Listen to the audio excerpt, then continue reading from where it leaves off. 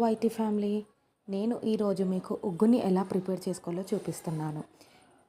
నేను 3.5 glasses of రైస్ని తీసుకున్నాను. దొడ్డు బియ్యం, మనం దోశకి వేసుకుంటాం కదా ఆ రైస్.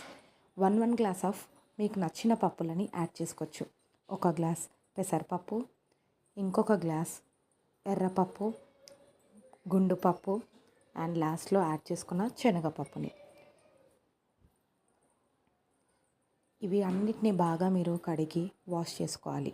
3 టైమ్స్ వాష్ చేసుకుంటే మీకు అందులో ఏమన్నా డస్ట్ ఉంటే పోతుంది. దాని తర్వాత ఎండలో బాగా ఆరబెట్టుకోవాలి. అవి బాగా ఎండలో ఆరాక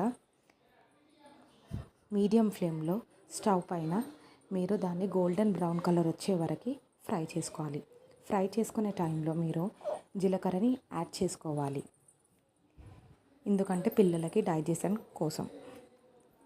అండ్ లాస్ట్లో నేను కాజు అండ్ బాదాంని యాడ్ చేసుకున్నాను. ఏమన్నా ఇంకా మీకు నచ్చిన డ్రై ఫ్రూట్స్ ఉంటే యాడ్ చేసుకోవచ్చు. అంతే ఫ్రెండ్స్, లాస్ట్లో దీన్ని మిక్సీ పట్టాను నేను. కంటైనర్స్లో స్టోర్ చేసి పెట్టుకోవచ్చు. ఈ వీడియో మీకు నచ్చినట్టయితే please like, share and comment చేసుకోండి. అండ్ లాస్ట్లో సబ్స్క్రైబ్ చేసుకోవడం మర్చిపోకండి. బాయ్.